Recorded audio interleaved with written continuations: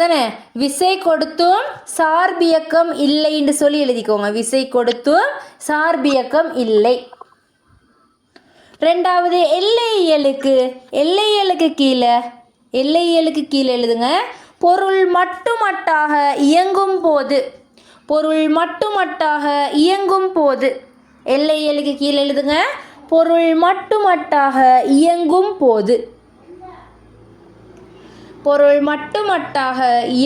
போது.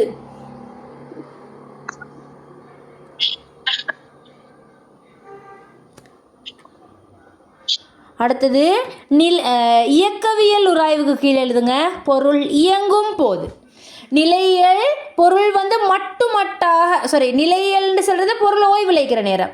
சரி, அப்படின்னா நீங்கள் எவ்வளோ விசையை கொடுத்தாலும் அந்த பொருள் இயங்குதே இல்லை அப்படிங்கிறது நிலையியல். பொருள் மட்டுமட்டாக இயங்கிச்சுன்னு சொன்னால் இல்லையல். பொருள் இயங்கிச்சுன்னு சொன்னால் அந்த டைமில் உள்ள உராய்வு இயக்கவியல். பொருள் இயங்கும் போது உண்டு இயக்கவியல் கீழே எழுதுங்க.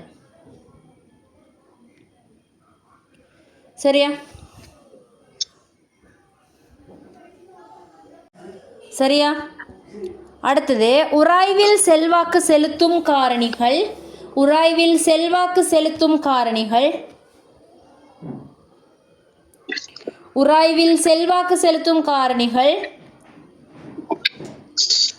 ஒன்றாவது மேற்பரப்பின் தன்மை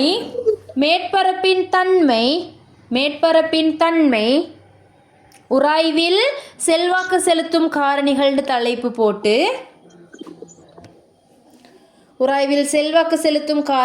தலைப்பு போட்டு ஒன்றாவது மேற்பரப்பின் தன்மை, ரெண்டாவது செவ்வன் மறுத்தாக்கம்.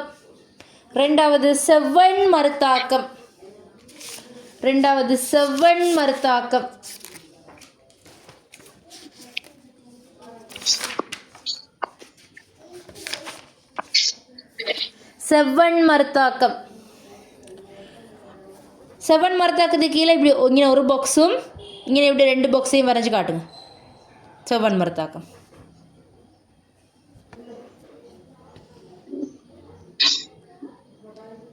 அடுத்த தலைப்பு உராய்வில் செல்வாக்கு செலுத்தாத காரணி.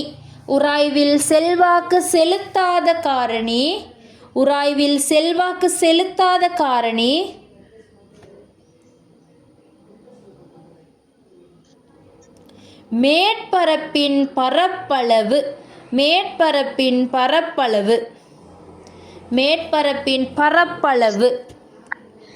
இப்படி வரைஞ்சு காட்டுங்க 2 பாக்ஸை. இந்த பாக்ஸை இப்படி இழுக்கிற 2 இழுக்கிறது மொண்டுதான். மேற்பரப்பின் பரப்பளவு. நிப்பாட்டி இழுத்தாலும் மொண்டுதான், படுக்க வச்சு இழுத்தாலும் மொண்டுதான். அது செல்வாக்கு செலுத்தாது. மேற்பரப்பின் பரப்பளவு செல்வாக்கு செலுத்தாது. அடுத்த பாயிண்ட் உராய்வை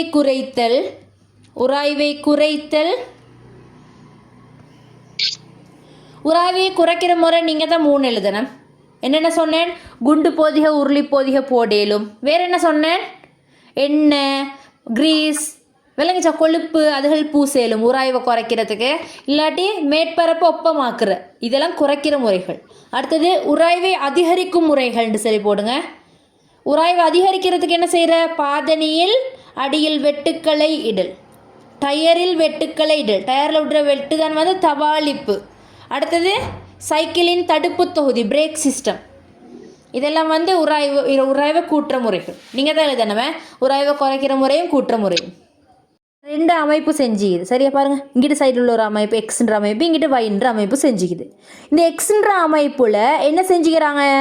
ஒரு எம்ன்ற திணிவை ஒன்றாவது கண்ணாடியில் வச்சு இழுத்து பார்த்திக்கிறாங்க, அறத்தாள் மணல் கடதாசி அதில் வச்சு இழுத்து பார்த்திக்கிறாங்க, பலகையில் இழுத்து பார்த்திக்கிறாங்க, ஒவ்வொரு இடத்துல வச்சு இழுத்து பார்த்திக்கிறாங்க, ஒவ்வொரு மேற்பரப்பில் வச்சு. சரியா? அடுத்தது இங்கே என்ன செய்கிறாங்க? மேலே திணிவுகளை கூட்டிக் கொண்டே போகிறாங்க. இப்போ 1வது கேள்வி, இது பாஸ் பேப்பர் கொஸ்டின். உராய்வு விசையின் வகைகள் 3 எவை? என்னென்ன உராய்வு 3? என்னென்ன 3 உராய்வு?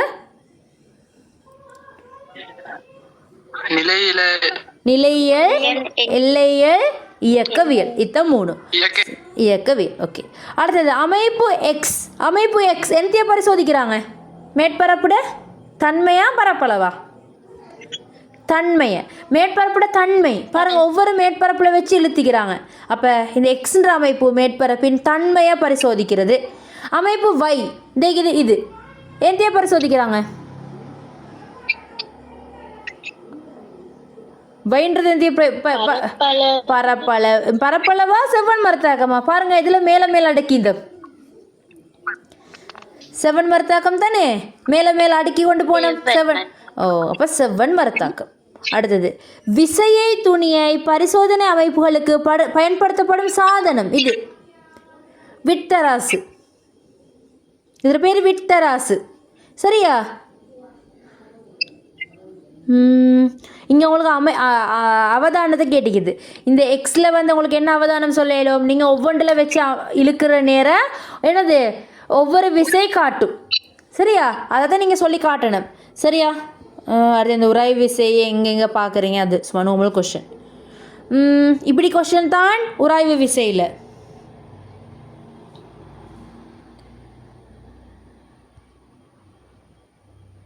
சரியா? அடுத்தது பாருங்க,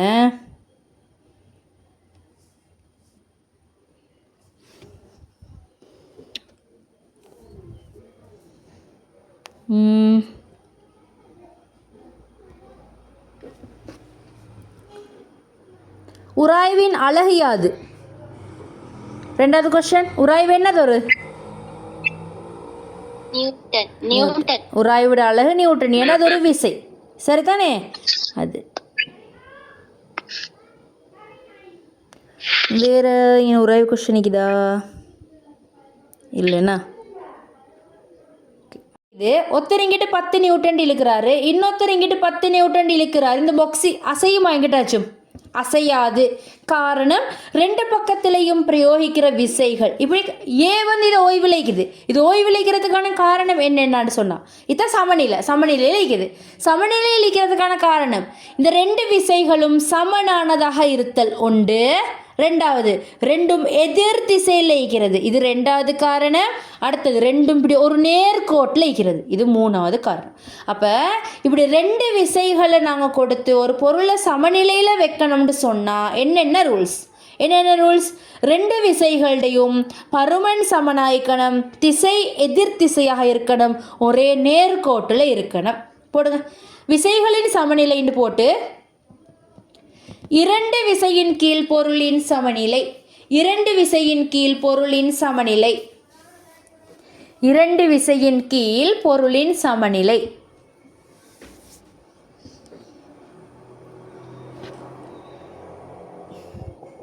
வரைஞ்சிக்கோங்க. இவர் இங்கிட்டு 10 நியூட்டன் ஒத்தர் இழுக்கிற, இவரும் நேரம் இங்கிட்டு 10 நியூட்டன் ஒத்தர் இழுக்கிற.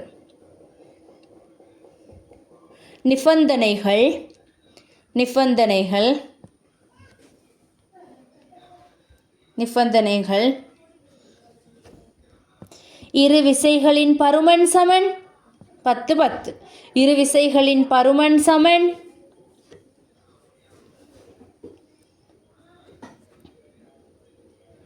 இரு விசைகளின் திசை எதிர். இரு விசைகளின் திசை எதிர்.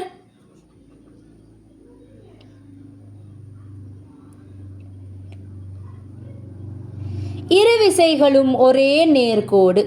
இரு விசைகளும் ஒரே நேர்கோடு. இரு விசைகளும் ஒரே நேர்கோடு. பாருங்கள், ஒரே நேர்கோட்டில் இருக்குது. இப்போ இங்கே பாருங்கள், ஒரு போல் ஒன்று கட்டி தொங்க வச்சுக்கிறாங்க. சரியா? இங்கே இது வந்து எப்போ ஓய்வுக்கு வரும்னு சொன்னால் பாருங்கள், மேல் நோக்கி இந்த போலை இழுத்து கொண்டிருக்கிற ஒரு இழுவை விசை இருக்குது. மேல் நோக்கி இழுவை விசை இருக்குது. எல்லா பொருளுக்கும் கீழ் நோக்கி ஆகிட நிறை விசை தாக்கும். பாருங்கள், இப்போ இது ரெண்டு விசைகளின் கீழே சமநிலையில் இருக்கிற ஒரு பொருள். சரியா? இந்த இழுவை 10 இருந்து நிறையும் 10 இருந்தால்தான் இது ஓய்வில் இருக்கும். இல்லாட்டி இப்படி ஆடி இருக்கும். சரியா? அடுத்தது, ஒரு மேசையில் ஒரு பொருளொண்டை வச்சுக்குது. சரியா? இதுவும் இரு விசைகளின் கீழ் சமநிலை தான். ஏண்டா இதில் நிறை கீழ் நோக்கி தாக்க, செவ்வன் மரத்தாக்கம் மேல் நோக்கி தாக்கும். இது ரெண்டும் சமனாய்க்கும். அதுதான் ஓய்வு விளைக்குது. இல்லாட்டே அசைஞ்சிட்டு இருக்கும். சரியா? வரைஞ்சிக்கோங்க. இது ஒரு பால் ஒன்றை இப்படி கட்டி தொங்க வச்சுக்குது. மேலே இழுவையும் கீழே டபிள்யூ மிக்கிறமை. இதெல்லாம் இரு விசையில கீழே சமநிலை. இங்கே மேலே ஆறும் கீழே டபிள்யூ.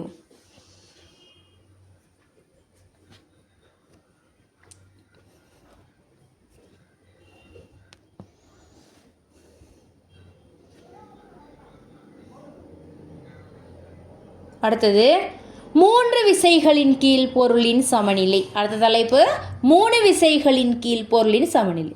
இப்போ உதாரணத்துக்கு இப்படி ஒரு கோல் ஒன்று இப்படி கட்டி வச்சுக்குது மேலேக்கு, சரியா? அப்போ இங்கே ஒரு இழுவை விசைக்கும் இங்கே ஒரு இழுத்து பிடிச்சிருக்கிற விசை தான் இழுவை விசை.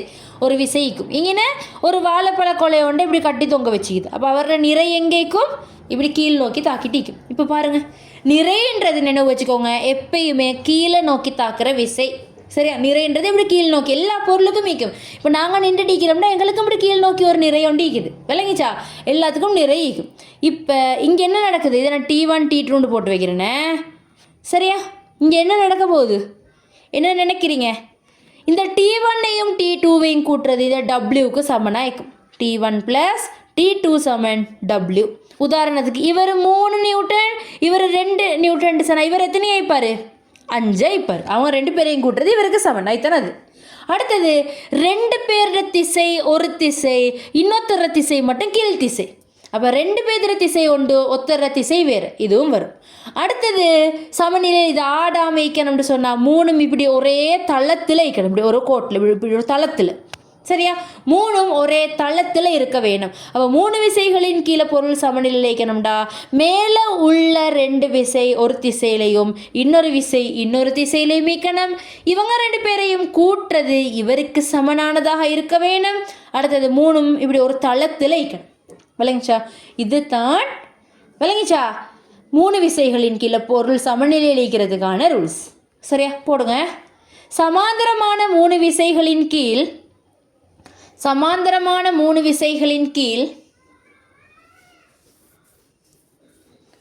பொருள் சமநிலையில் இருக்க வேண்டுமெனில்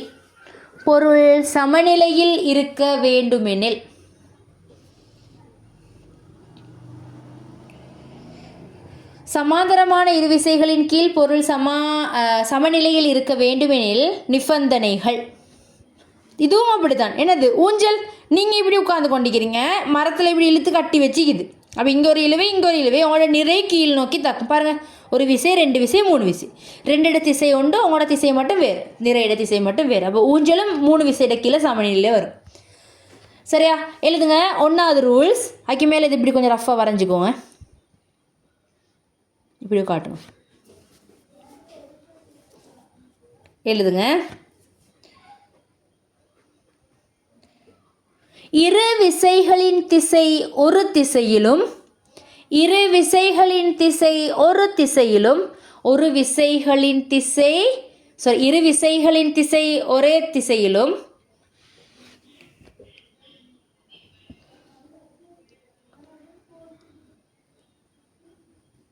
மற்ற விசையின் திசை எதிர் திசையிலும் இருக்க வேண்டும்.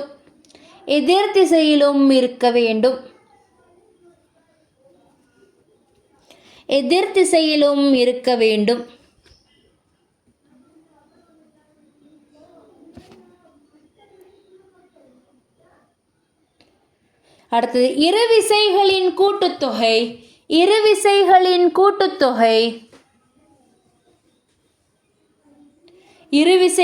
கூட்டுத்தொகை மூன்றாவது விசைக்கு சமனாக இருக்க வேண்டும். இவர் 2 இவர் 3 உண்டா, இவர் எத்தனை வைக்கணும்? அவங்க 2 பேரையும் கூட்டி வர விட 5 வைக்கணும். அதுதான் சொல்கிறேன். இரு விசைகளின் கூட்டுத்தொகை 3வது விசைக்கு சமனாக இருக்க வேண்டும். அடுத்த பாயிண்ட், 3 ஒரே தளத்தில் இருக்க வேண்டும்.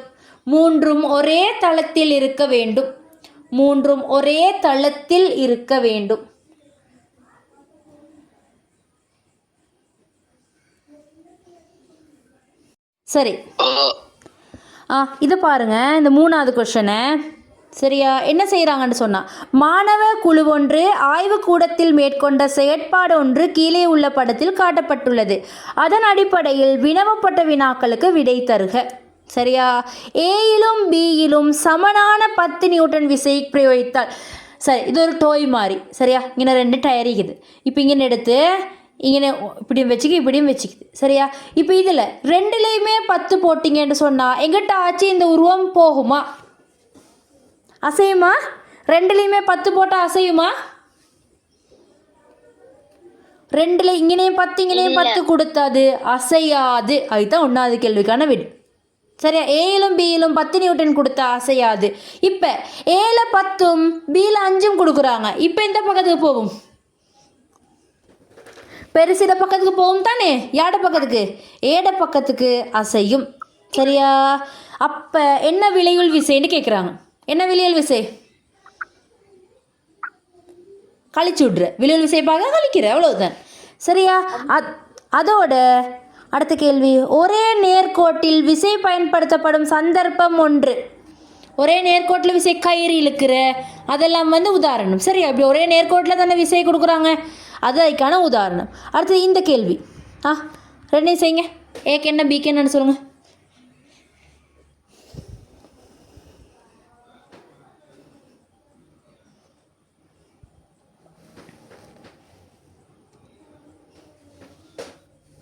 ஏக்கு என்னது பாருங்க, 2 திசையும் ஒரே திசை. இவர் 5 இவர் 5, மொத்தம் எவ்வளோ வைப்ப? 10 நியூட்டன் இந்த திசை. ஓகே, இவர்ல 10, இவர்ல ஒரு திசையில் உள்ளதெல்லாம் கூட்டு 10. 10னா 15 5 கூட்டினீங்கன்னா 20 இந்த திசையில், 10 இந்த திசையில், 20லேருந்து 10 போனால் 10 இந்த திசைன்ட்டு வரும். சரி, இது பாருங்க, இதுவும் ஒரு 3 விசைட சமநிலை தான். ஆனால் இது எப்படி இருக்குது? இப்படி சமன் இல்லாது. இப்படி ஒரு விசை, இப்படி ஒரு விசை, இங்கே ஒரு இது என்ன தெரியுமா? ஒரு படம் ஒன்றை செவத்தில் மாற்ற மாதிரி சிச்சுவேஷன். இந்த இப்படி ஆணியில் மாட்டிக்குது. இவர நிறை கீழ் நோக்கி தாக்க இங்கே ஒரு இழுவை விசைக்கும், இங்கே ஒரு இழுவை விசைக்கும். சரியா? இது சமாந்தரம் இல்லாத, பாருங்க, சமாந்தர கோடா இல்லையே, சமாந்தரம் இல்லாத 3 விசைகளோட சமநிலை. இது ஓய்வில் இருக்கணும்டா. இதுக்கும் இந்த விசைக்கு இந்த விசையை கூட்டுறது சமனாக இருக்க வேணும். அடுத்தது அவர் 2 பேர திசை இந்த திசைக்கு எதிரானதாக இருக்க வேணும். அடுத்தது ஒரே தளத்தில் இருக்கணும். சரி, அதே ரூல்ஸ் தான். அதோட எக்ஸ்ட்ராவா எல்லாமே ஒரே தாக்க கோட்டில் சந்திக்க வேண்டும்னு ஒரு பாயிண்ட் ஒன்று வரும். இதை வரைஞ்சி போட்டுக்கோங்க, கீழே போட்டுக்கோங்க. இதை வரைஞ்சி சமாந்தரமற்ற 3 விசைகளின் சமநிலைக்கு, சமாந்தரம் அற்ற 3 விசைகளின் சமநிலைக்கு, சமாந்தரம் அற்ற 3 விசைகளின் சமநிலைக்கு, சமாந்தரம் இல்லாதது மேலே எழுதிக்கிறீங்களே அந்த 3 ரூல்ஸையும் எழுத இடம் விட்டுடு. 4வது எழுதுங்க. எல்லா விசைகளும் ஒரே தாக்க கோட்டில் சந்திக்க வேண்டும். என்னம்மா? சமாந்தரமற்ற 3 விசைகளின் அதுகள் என்ன சொன்னாங்க? சமநிலை. சரியா? அப்படின்னு போட்டுட்டு நீங்கள் மேலே எழுதிக்கிறீங்களே சமாந்தரமான விசைக்கு 3 சமாந்தரமான விசைக்கு 3 ரூல்ஸ் எழுதிக்கிறீங்க தானே, அதே 3 ரூல்ஸை இங்கேயும் எழுதணும் திருப்பி. அதோட இன்னொரு எக்ஸ்ட்ரா ரூல்ஸ் ஒன்று வருது. 3ம் ஒரே தாக்க கோட்டில் சந்திக்க வேண்டும். 3ம் ஒரே தாக்க கோட்டில் சந்திக்க வேண்டும். 3ம் ஒரே தாக்க கோட்டில் சந்திக்க வேண்டும். இந்த இதை குறித்து காட்ட சொல்லிக்குது. இங்கே F1, இங்கே F2, இங்கே W. அடுத்து இவ்வாறான சந்தர்ப்பத்தில் விசையை நிலைப்படுத்துவதற்கு தேவையான நிபந்தனைகள் எப்படி? 2 திசை கொண்ட எதிராக இருக்கணும், 2 கூட்டுறது ஒன்றுக்கு சமனானதாக இருக்கணும், வேற ஒரே தளத்தில் இருக்கணும், ஒரே தாக்க கோட்டில் சந்திக்க வேண்டும். ஏதாச்சும் எழுதினா சரி. விளங்கிச்சா? இதுவும் பாஸ் பேப்பர் கொஸ்டின். அடுத்தது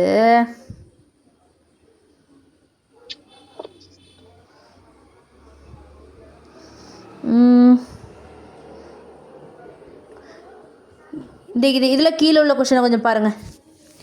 பின்வரும் உருக்களின் பிள்ளைகள் ஒரு பூங்கால விளையாடுறாங்க. சரியா? இதில் ஒன்று சரி, இதை நீங்கள் எனக்கு செஞ்சு அனுப்புங்க. பேப்பர் குரூப்பில் இருக்குது. இந்த கொஸ்டினை செஞ்சு அனுப்புங்க. 7 இதையும் செய்யுங்க. இப்போ செஞ்சு போடுங்க. லீவ் ஆகிட்டு செய்யுங்க.